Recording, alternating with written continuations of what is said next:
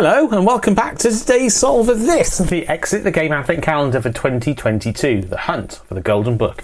And today it is day 7. I will start, as I am wont to do, by having a look at the storybook for each day, which gives you the scenario for that day's calendar, because each day you're trying to work out where the door is that you will need the next day. So let's get rid of the help book, instructions and indeed solutions, and the hope that we don't need those, and have a look at the story for today. Now I've had a quick look already. And what it basically says, let's detach this actually. What it basically says is that you find yourself in Baker Street, the home of Sherlock Holmes, or the fictional home of Sherlock Holmes at least. And there's a crackling fireplace and so forth.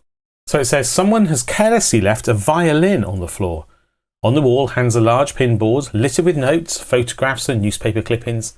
Many of them have fallen and are scattered on the ground. Now, of course, you should be looking for the Golden Book, which, by the way, lists all of the presents for each boy and girl around the world that Santa needs to give them. That's the basic mission of this Advent calendar.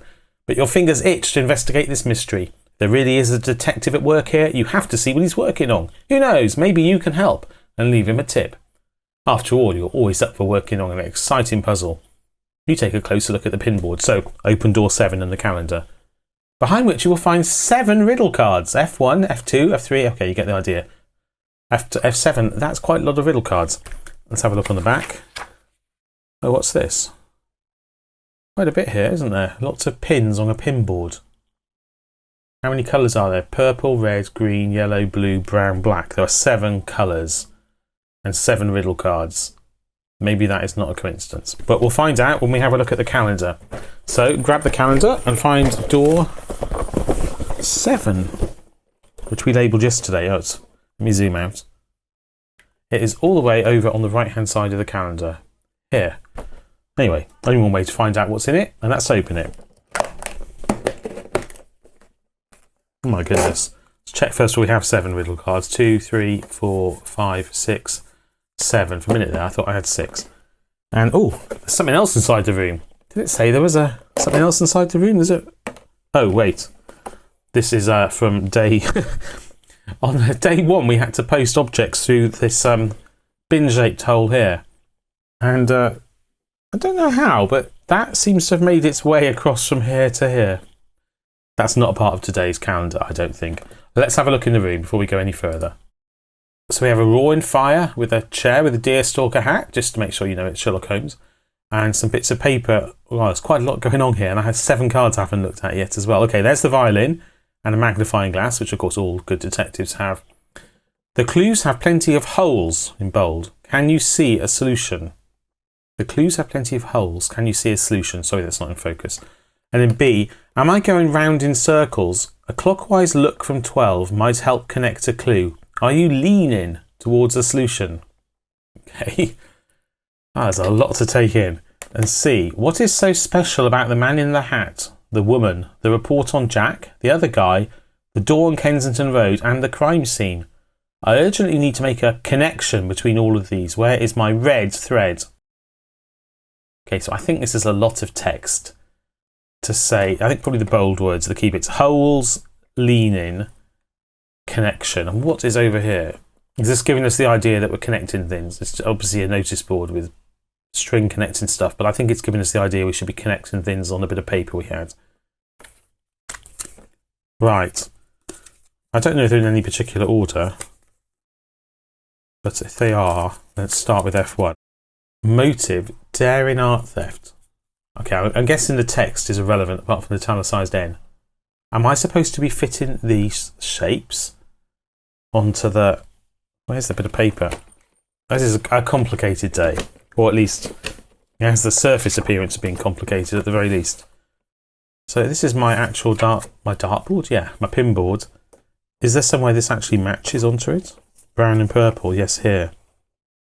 So that brown purple overlaps that brown purple. So I think, and that purple red overlaps that.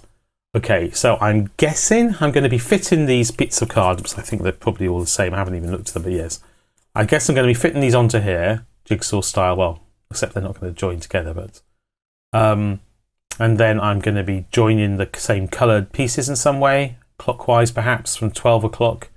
That makes sense with the clue I just read. And then probably reading the crossed over or somehow selected italicized letters, which will presumably spell out numbers. or something like that. Okay, that's my guess. Let's have a look at all the cards just to make sure. Yep, motive, daring, art, theft. Suspects, Lady Hampshire, italicized I, Jack Brett, and Sir A. Cannonball. Okay. And then Jack Brett is true to Sherlock, and nothing italicized on there. Maybe I'm not entirely correct. Egyptian pounds. Okay. And then we have evidence. 10 Egyptian pounds, statement of the museum attendant. And in that one, the E in the museum is italicized. I don't know what the pictures are doing here. I think I may have underestimated the complexity of this, and even though I thought it was complex. Right. Crime scene, Egyptian Museum, Kensington, italicized N. Oh, and 2 more pictures that have no letters on. Okay, clearly there's nowhere near enough italicized letters to spell out numbers, so that idea is out the window. I think I'm just going to need to put these on the bit of paper, cut them out, see what's what. Right. So a bit of high-speed cutting first, or at least for me, not for you, rather, not for me. Well, that was way too much cutting out for one puzzle on one day, but there we go, it's done now.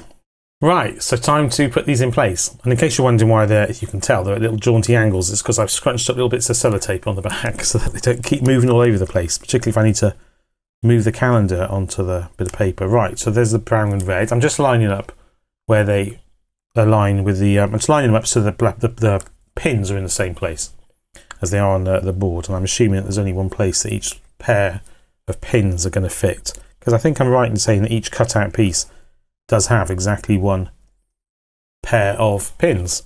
So placing them on the board is not really a puzzle, it just takes time. Guess that goes on top of that, but who knows. They're still moving even with my amazing pattern pending taping method. Right, that's going to cover the... No, that's covering it because I didn't cut all the bottom off. That's going to cover the yellow pin I was about to say. Right. Yellow and red. Purple and green. There is quite a lot of busy work on this puzzle. Oh, hello. That's a novel one. Is that a different angle? No, it's not a different angle. I just need you to rotate it.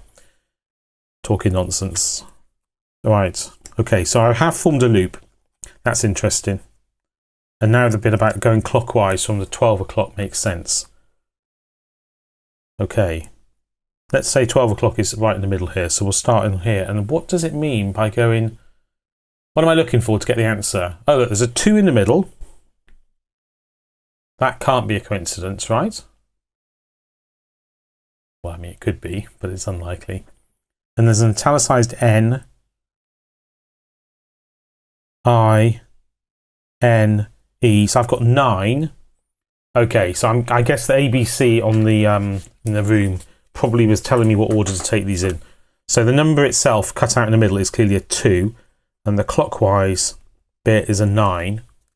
And there was one other number I was looking for. And what was the clue for that? Let's have a look back at the calendar because I have totally forgotten.